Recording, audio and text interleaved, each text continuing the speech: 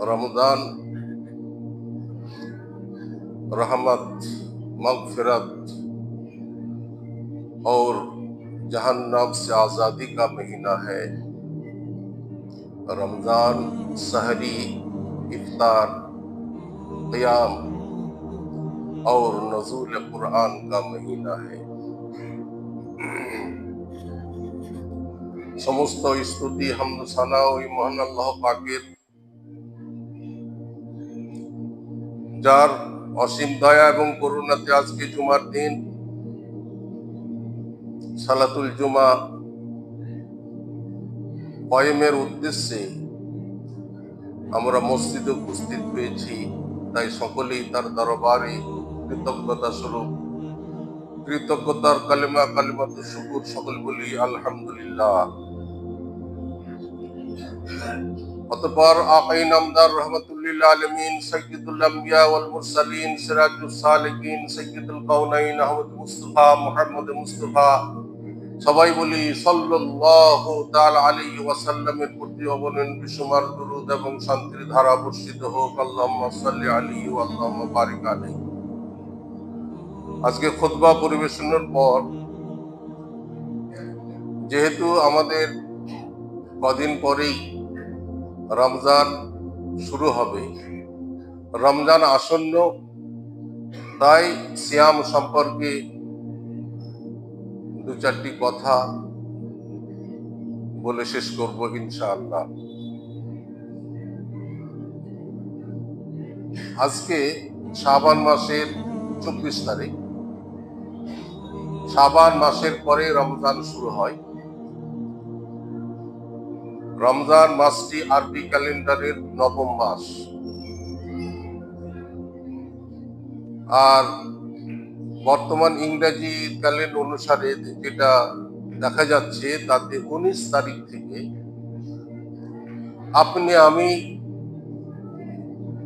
যারা এই পৃথিবীতে বেঁচে থাকবো, আল্লাহ যদি রাখেন, তবে সামনে জুমা ইনশাআল্লাহ সিয়াম অবস্থায় মসজিদ আসবো।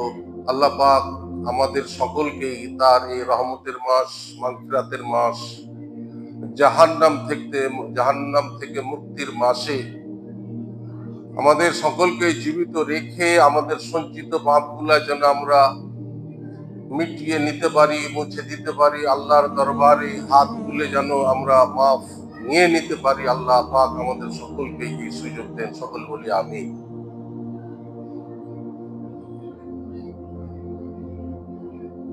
রমজান বছর ঘুরে প্রতিবারই আপনার আমার দরবারে মুসলিম উম্মার সামনে আসে। রমজান সম্পর্কে আমরা অনেকেই 50, 60, 70 বছর ধরে খুতবা শুনব,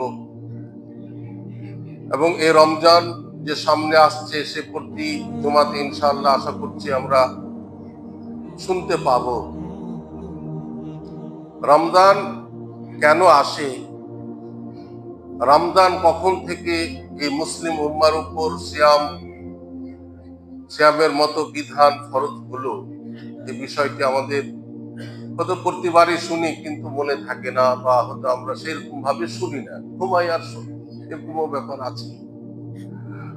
তো রমজান এমন একটি মাস, যে মাসটি কোরআন পাকের সূরা বাকারার 184 নম্বর আয়াতে উল্লেখ করেছেন, শাহরু রমজান আল্লাযী উনজিলা ফীহিল কুরআন। 12 মাসের মধ্যে আল্লাহ পাক কোন মাসের নাম করেননি রমজান ব্যতীত। তাহলে রমজান মাস মহিমান্বিত মাস কেন? রমজান মাস রমজানের নামে মহিমান্বিত হয়নি, বরং রমজান মাসে পৃথিবীতে মানুষের হেদায়েতের জন্য যত ঐশিক গ্রন্থ এসেছে, সেই ঐশিক গ্রন্থগুলির মধ্যে সবচেয়ে শেষে যে গ্রন্থটি এসেছে এবং শেষ নবীর উপরে অবতীর্ণ হয়েছে, যে কোরআন আপনার আমার মুসলিম উম্মার ধর্মগ্রন্থ, এই কোরআন এই মাসে অবতীর্ণ হয়েছে।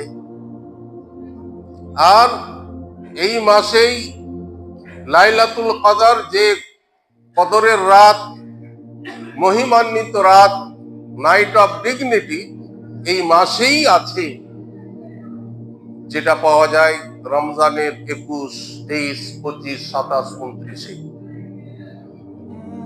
তাহলে দেখা যাচ্ছে যে সবচেয়ে আল্লাহর কাছে, আল্লাহর শ্রেষ্ঠ যেটা গ্রন্থ, বান্দার হেদায়াতের জন্য আল্লাহ পৃথিবীতে পাঠিয়েছেন, সবচেয়ে শ্রেষ্ঠ গ্রন্থ হচ্ছে কোরআন।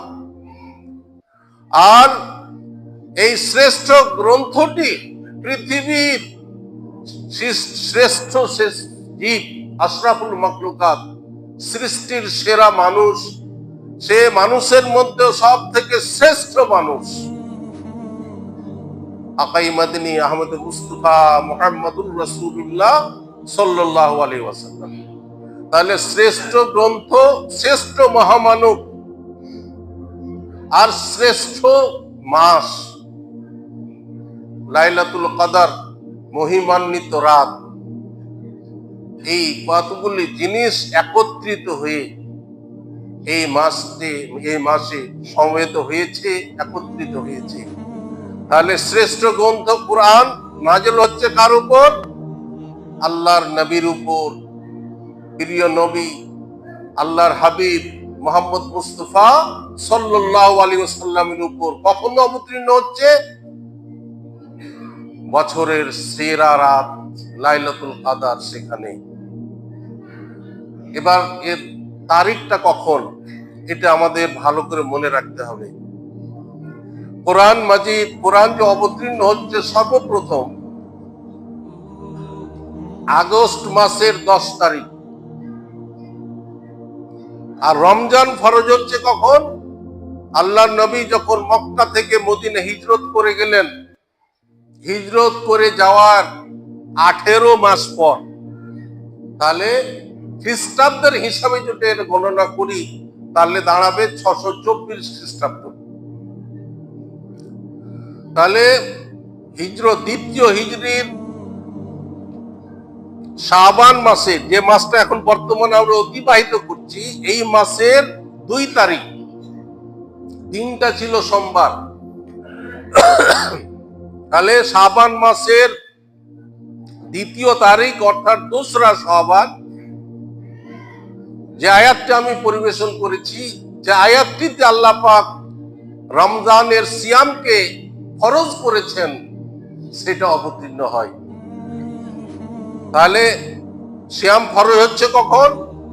যে মাসটি আমরা অতিবাহিত করছি, শাবান মাস, সেই শাবান মাসের 2রা শাবান, দিনটা ছিল সোমবার। শাবানের 2 তারিখে দিন সোমবার। এই সোমবারের দিন রোজা বান্দার প্রতি, উম্মতের প্রতি ফরজ করা হয়। আল্লাহ পাক বলছেন সেই কথাটাই, ইয়া আইয়ুহাল্লাযীনা আমানু কুতিবা আলাইকুমুস সিয়াম। হে ঈমানদার ব্যক্তিরা, আল্লাহ পাক ইয়া আইয়ুহাল্লাযীনা আমানু বলেছেন, ইয়া আইয়ুহান নাস বলেননি। ইয়া আইয়ুহাল্লাযীনা আমানু শব্দটা কোরআনে আল্লাহ পাক 92 জায়গাতে নিয়ে এসেছেন। হে ঈমানদার ব্যক্তিরা, হে ঈমানের অধিকারী ব্যক্তিরা, হে আল্লাহর প্রতি বিশ্বাস স্থাপনকারী ব্যক্তিরা, কি বলছেন? কুতিবা আলাইকুমুস সিয়াম, তোমাদের উপরে সিয়ামের বিধান দেওয়া হয়েছে, সিয়াম ফরজ করা হয়েছে। তাহলে ফরজ করা হলো কখন? দ্বিতীয় হিজরির 18 মাস, দ্বিতীয় হিজরি অর্থাৎ হিজরতের 18 মাস পর শাবানের 2 তারিখে সিয়ামের বিধান এলো। কামা কুতিবা আলাল্লাযীনা মিন ক্বাবলিকুম লাআল্লাকুম তাত্তাকুন। তারপরে আল্লাহ পাক বলছেন, যেমন তোমাদের পূর্বে যে সব সম্প্রদায় এসেছিল, সে সম্প্রদায়ের উপরে, সেই জাতির উপরে, সে কওমের উপরেও ফরজ করা হয়েছিল। এমনটা নয়, তোমরা এটা বুঝিও না বা তোমরা এটা মনে করো না যে 1 মাস ব্যাপী সিয়াম আমাদের উপরে আল্লাহ পাক ফরজ করেছেন। দীর্ঘ 1 মাস, যাতে মনে হবে যে এত দীর্ঘ সময় কি আমরা রোজা রাখতে পারবো? আল্লাহ আমাদের উপরে ফরজ করেছেন। এই বিষয়টাকে হালকা করার জন্য আল্লাহ পাক পরেই বললেন, কামা কুতিবা আলাল্লাযিনা মিন ক্বাবলিকুম, এটা তোমরা মনে করো না যে তোমাদের উপরেই শুধু রোজা ফরজ করা হয়েছে, তোমাদের পূর্বে ছিল না, বরং তোমাদের পূর্বেও তোমাদের আগে যারা এসেছিল কওম সম্প্রদায়, তাদের উপরেও এটা ফরজ করা হয়েছিল। অতএব এটা তোমাদের শুধু বিষয় তা না, তোমাদের পূর্বে যারা এসেছিল সবারই উপরে ফরজ ছিল। কেন এটা ফরজ করা হলো? লাআল্লাকুম তাত্তাকুন, যাতে করে তোমরা তাকওয়া অর্জন করতে পারো, যাতে করে তোমরা আল্লাহ ভীতি অর্জন করতে পারো। দেখুন, আমরা পৃথিবীতে চলতে ফিরতে গিয়ে দেখা যায় যে আমাদের কাপড়ে ময়লা হয়, পরিবেশ দূষণ হয়, আমরা এয়ার পলিউশন, পরিবেশ দূষণ এমন ভাবে হয়। এখন বর্তমানে দেখা যায় দিল্লি আমাদের যেটা ভারতবর্ষের কেন্দ্রবিন্দু, সেখানেও পরিবেশ দূষণ হচ্ছে, আর অন্য জায়গাতে ভালো তো হচ্ছে।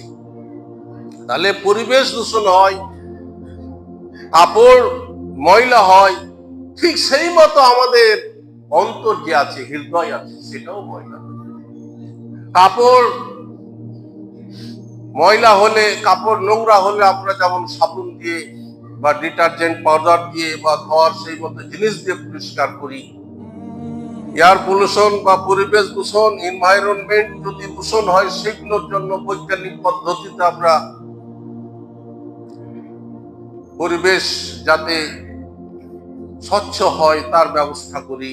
ঠিক সেই মতোই আল্লাহ পাক যে আমাদের প্রত্যেককে হৃদয় রেখেছেন, অন্তর রেখেছেন, এটাকে স্বচ্ছ করার জন্য, এটাকে পরিষ্কার করার জন্য আল্লাহ পাক রোজার বিধান, সিয়ামের বিধান দিয়েছেন।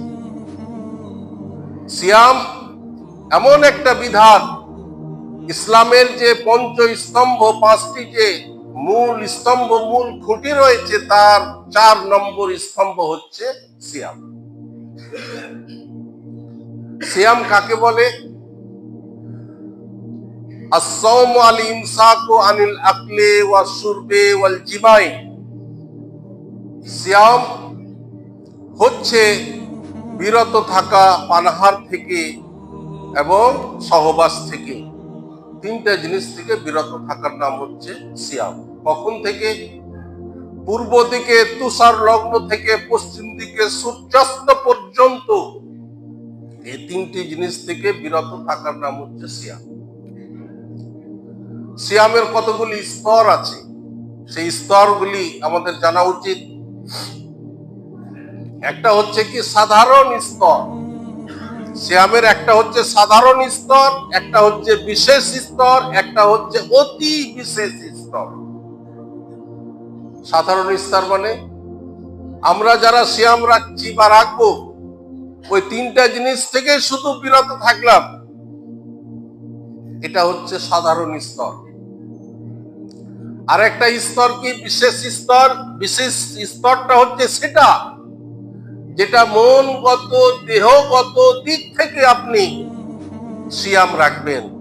মনগত, দেহগত মানে মানসিক অবস্থা, আর দেহ অর্থাৎ চোখ, কান, নাক, হাত, পা যা কিছু আছে সেগুলোরও সিয়াম হবে। সেগুলোও কিভাবে সিয়াম হবে? কান দিয়ে খারাপ কথা না শোনা, মুখ দিয়ে মিথ্যা কথা না বলা, চোখ দিয়ে বাজে জিনিস না দেখা, অন্তরকে পরিষ্কার পরিচ্ছন্ন রাখা, হাতকে গুনহার দিকে না বাড়ানো, পাপের কাজের দিকে না নিয়ে যাওয়া। তাহলে এইগুলো হচ্ছে কি বিশেষ স্তর।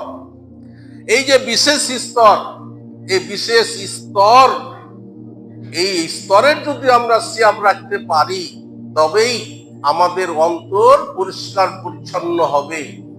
তারপরেও যে আরেকটা স্তর আছে, সেটা হচ্ছে অতি বিশেষ স্তর। অতি বিশেষ স্তর মানে প্রত্যেক মানুষের যে আমরা নাফস, আত্মা যে আছে, আত্মাটা হচ্ছে 3 প্রকার। একটা হচ্ছে নাফসে আম্মারা, একটা হচ্ছে নাফসে লাওয়ামা, একটা হচ্ছে নাফসে মুতমাইন্না।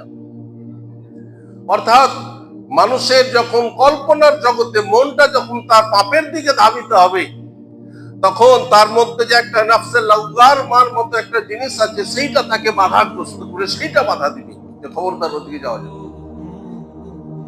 রেড লাইন যখন এইরকম তার হৃদয়ের অবস্থাটা হবে, যখন তার মানে দুনিয়াবি কোন চিন্তা ভাবনার দিকে তার মন থাকে না, শুধু আখেরাত, পরকাল, কবর, আমি আল্লাহর সামনে দাঁড়িয়ে কি উত্তর দিব, আমার আমলের উত্তর আমি কি দেবো, আমি যে গুনাহ 2-4টা জমা করেছিলাম সেটাকে হয়তো আল্লাহ ক্ষমা করেছে কিনা, বা সেই জায়গাতে আমি পৌঁছাতে পেরেছি কিনা, শুধু এটাই চিন্তা থাকবে তার। অর্থাৎ দুনিয়াবি চিন্তাটা তার মধ্যে সেরকম নাই, সব সময় এই দুনিয়াবি চিন্তার উপর পরকালের চিন্তাটা সব সময় প্রভাব বিস্তার করবে। এটা হচ্ছে অতি বিশেষ স্তর। তাহলে প্রথম যে স্তরটা, যে আমরা ওই 3টা জিনিস থেকে বিরত থাকলাম, এটা হচ্ছে রোজা বলা যায় বাংলাতে, যেটাকে আমরা বলি যেটা রোজা। আর সিয়াম বলা হবে ওটাকেই যেটা আমরা মনোগত দেহগত দিক থেকে রোজা রাখতে পারি বা রাখি বা বিরত থাকি, সেটা হচ্ছে কি, সেটা হচ্ছে বিশেষ স্তর। এবার আমরা যত পূর্ব দিনে, পূর্ব রমজান মাসে যে সব সিয়ামগুলো রেখেছি, সে সিয়াম আর যে এটা আমি বললাম বিশেষ স্তর, দুটোর মধ্যে একটু পার্থক্য করবেন, দেখবেন যে আপনার আমার সিয়ামটা কোন পর্যায়ে হচ্ছে। আল্লাহ নবী বলছেন, কুল্লু আমাল ইবনে আদমা, প্রত্যেক আদম সন্তানের যে কাজ রমজান মাসে কি করা হয়, আল হাসানাতু বিআশরি আমসালিহা, রমজান মাস যখন আসে তার আমলটাকে 10 গুণ পর্যন্ত, 10 গুণ থেকে 700 গুণ পর্যন্ত বাড়িয়ে দেওয়া হয়। এই যে আল্লাহ পাক একটা রমজান মাসের সৎ কাজের বদলা, সৎ কাজের পারিশ্রমিক কত থেকে 10 থেকে 700 গুণ নিয়ে যান, এটা তো সৎ কাজের একটা ওজন। কিন্তু রমজান মাস যেহেতু স্পেশাল আল্লাহর জন্যই, যে হাদিসে কুদসিতে আল্লাহ বলছেন, ইন্নাস সাওমা লি ওয়া আনা আজজি বিহি, যে বান্দা দেহগত দিক থেকে, মনগত দিক থেকে, সব জিনিস থেকে সে বিরত রাখে, তখন আল্লাহ পাক বললেন, যেহেতু আমার বান্দা তার খাওয়া পরা, যত দুনিয়ার কামনা বাসনা সবকে ত্যাগ করেছে শুধু আমার জন্যই, সুতরাং আমি তার যে বদলা দিব, কতটা দিব, এবার ভাবেন যে আল্লাহ 700 গুণ থেকে কি দাঁড়িয়ে যাবেন? না, আল্লাহ তো সব থেকে হাকামুল হাকিমিন, সব থেকে বড় দাতা, তাহলে আল্লাহ যে কত পরিমাণ দিবেন সে আল্লাহই জানে। হাদিস আসছে, মান সামা ইয়াওমান লিওয়াজিল্লাহ, যে ব্যক্তি একদিন শুধু আল্লাহকে রেজা করার জন্য, আল্লাহকে রাজি করার জন্য, আল্লাহকে সন্তুষ্টি করার জন্য রাখবে একটি রোজা, একটি সিয়াম রাখবে, আল্লাহ পাকের নবী ঘোষণা দিচ্ছেন, বাগাদাহুল্লাহ, তাকে দূরে রাখবেন কতটা, যে 70 খরিফা, 70 বছর। একটা লোক, একটা সওয়ারি যতদূর যাবে ঘোড়াতে, যদি সওয়ারি চলে 70 বছর ধরে সফর করে, তো যতদূর যাবে ততদূর পর্যন্ত তাকে জাহান্নাম থেকে দূরে রাখবে। বুঝতে পারছেন? তাহলে আমাদের যে সিয়ামটা হবে, সেই সিয়ামটা যেমন আমরা অন্তর দিয়ে রাখবো, সেই অনুযায়ী আল্লাহ পাক বদলা অবশ্যই দিবেন। হাদিসে আল্লাহর নবী কি বলছেন, মান সামা রমাদানা ঈমানান ওয়া ইহতিসাবান, যে ব্যক্তি সিয়াম রাখলো ঈমানের সহিত এবং এটা বিশ্বাস করে, সওয়াবের আশায়, কি যে আমার গুনাহকে মাফ করে দেওয়া হবে। আমরা এটা বলি, অনেকে হয়তো ভাবি যে রোজা রাখলাম আল্লাহ তো সব গুনাহ মাফই করে দিন, না, ও তো গুনাহ থাকবে না। কিন্তু একটা জিনিস আমরা বুঝতে পারি না বা বুঝতে চাই না, যে সব গুনাহ যদি মাফই করে দিবে তাহলে আমরা মনে করি সবই পরিষ্কার। না, ওইখানে একটা ব্যাখ্যা আছে, সেই ব্যাখ্যাটা হচ্ছে এরূপ, যে যদি আপনি গুনাহ কাবিরা থেকে বেঁচে থাকতে পারেন তবেই মাফ হবে। যদি আপনি মিথ্যা কথা থেকে বাঁচতে পারেন তবেই মাফ হবে। তাহলে এটা ভেবে নেন, এই যে জিনিসগুলো আছে, গুনাহ কাবিরা থেকে আপনি আমি যদি বাঁচতে পারি তবেই আল্লাহ ক্ষমা করবেন, নচেত ক্ষমা করবেন না। এবার এই জায়গাতে দাঁড়িয়ে আপনি আপনার আমলগুলো যদি আমরা দেখি, তাহলে দেখা যাবে যে আমাদের প্রত্যেকের মধ্যে গুনাহ সাগিরা তো সাগিরা আছেই, গুনাহ কাবিরা গুলা অতপ্রত ভাবে জড়িত। প্রত্যেকটা খাতার পাতায়, আমলের পাতায় সব লিপিবদ্ধ আছে, শুধু গুনাহ কাবিরা, গুনাহ কাবিরা। আল্লাহ নবী কি বলছেন? মাল্লাম ইয়াদা কাউলা যুর, যে ব্যক্তি মিথ্যা কথা, মিথ্যা বলা পরিত্যাগ করলো না, ফালাইসা লিল্লাহি হাজা, আল্লাহর কোনো প্রয়োজন নেই। সে মিথ্যা কথাও বলছে এদিকে, আর সে সিয়াম রেখেছে, অর্থাৎ খাওয়া পানাহার এগুলোতে বিরত রেখেছে। এইরকম রোজা, এরকম সিয়াম আল্লাহর কোনো প্রয়োজন নেই। সুতরাং বিষয়টা আমাদের ভাবতে হবে যে আমরা কোন ধরনের সিয়ামের নিয়াত করব, স্পেশাল না সাধারণ না অতি স্পেশাল, এই বিষয়টি আমাদের একটু বুঝতে হবে।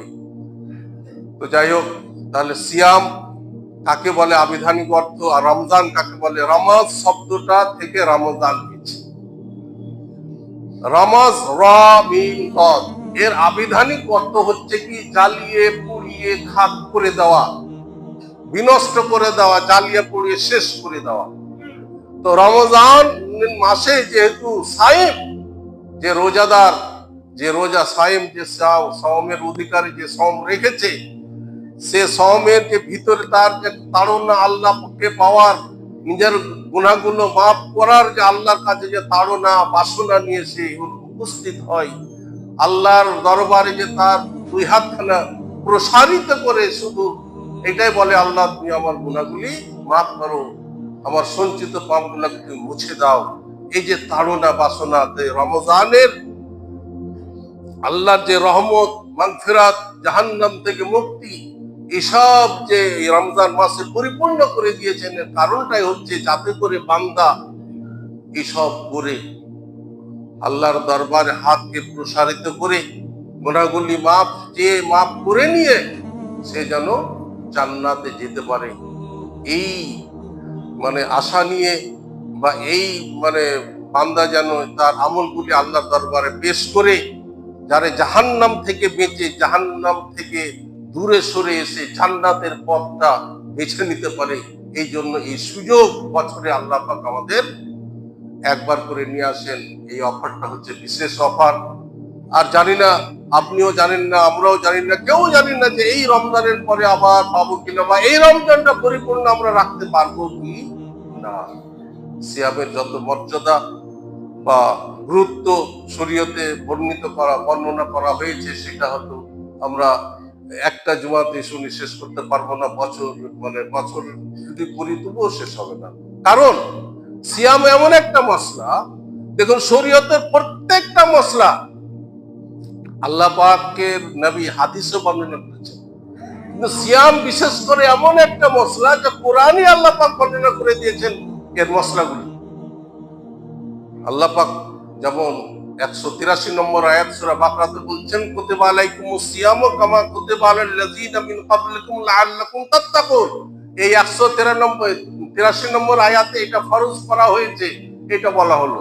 তারপরে আয়াত আল্লাহ পাক বলছেন আইয়ামান মাদুদাত, বান্দা যেন এই এক মাস ব্যাপী সিয়ামকে খুব বিরাট ভারী মনে না করে, তার জন্য বলা হলো আইয়ামান মাদুদাত। এটা কদিনের ব্যাপার, এই তো কদিনের ব্যাপার। আমরা কেউ যদি কোনো জিজ্ঞেস করে বহরমপুর এখান থেকে কত দূর, আপনার মুখের বাচন ভঙ্গি বলে দিবে, হ্যাঁ, ও যে শুনবে সে বুঝে যাবে যে বহরমপুরটা কত দূর। আপনি যদি এইভাবে বলে এই তো বহরমপুর, আর যদি বলেন যে আরে বহরমপুর যাবা, সে তো এখানে যাবে, সারকাছি যাবে, এখানে যাবে, মিশন যাবে, ওদিক যাবে, দিক যাবে, এই করে যদি বর্ণনা করতে থাকেন তো শ্রোতা কি ভাববে?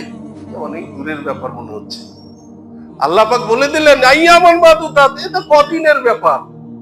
এই মনের মধ্যে, মানুষের মধ্যে যেন এটা না জন্ম নেয় যে বিরাট কিছু, এটা হালকা করার জন্য আইয়ামান মাদুদাত। তারপরে মসলা বলতে লাগলেন ফামান কানা মিনকুম মারিদান আও আলা সাফারিন ফাইদ্দাতুন মিন আইয়ামিন উখর। যদি কেউ তোমাদের মধ্যে অসুস্থ থাকে অথবা সফরে থাকে, তাদের জন্য রোজা রাখতে হবে। তৎক্ষণাৎ এমনটা নয়, সে যদি অবস্থার পরিপ্রেক্ষিতে রোজা না রাখতে পারে পরেই সেটা পূরণ করবে, কিন্তু তখন তার জন্য ছুট রয়েছে, তার জন্য রুখসাত রয়েছে, তার জন্য ছাড় রয়েছে। আবার আল্লাহ পাক বলছেন, শুধু তাই নয়, যারা স্থায়ী ভাবে বাড়িতে থাকে ওই আয়াতই বলছেন যে যারা অক্ষম, যাদের পক্ষে রোজা রাখা বা ওই যে 14-15 ঘন্টা না খেয়ে থাকা কষ্টকর হয়, তাদের জন্য আল্লাহ পাক ওই আয়াতি মশলা বলে দিলেন ফিদিয়াতুন, যে একটা মিসকিনের খাবার তারা দান করবে বা সোয়া কেজি চাল ব্যক্তকারীগণ বলছেন। তাহলে সিয়াম এমন একটা বিধান যে আল্লাহ পাক নিজেই তার বিধানগুলো ছোট্ট ছোট্ট করে বলে দিয়েছেন। 183 নম্বর আয়াত থেকে 187 নম্বর আয়াত পর্যন্ত সূরা বাকরার আপনি যদি পড়েন, খুলে দেখেন, তাহলে বুঝতে পারবেন যে সিয়ামের পুরো মশলাই আল্লাহ পাক বলে দিয়েছেন। এটাই হচ্ছে সিয়ামের একটা বিশেষত্ব। সময় শেষ, তো যাই হোক, আমরা ভবিষ্যতে আরো শুনবো। তো আজকে যেহেতু সামনে রমজান আসন্ন, তাই আমরা অবশ্যই এতদিন যা করলাম আজকে যে একটা ওয়ার্নিং, শেষ প্রস্তুতি আজকের জুমা থেকে অবশ্যই আপনার মন, দেহ, আপনার পরিবার, আপনার আশেপাশে যারা আছে সবাইকে নিয়েই এখন থেকেই যেন একটা আলোচনা বাড়িতে প্রস্তুতি নেবেন। এমনটা নয় যে মৌলভী সাহেব আজ বললো যে সিয়াম চলে আসছে, এখন আমরা পালিয়ে যাই কোথায়, শিলিগুড়ি, দার্জিলিং আর বিহারে ব্যবসা করতে যাই।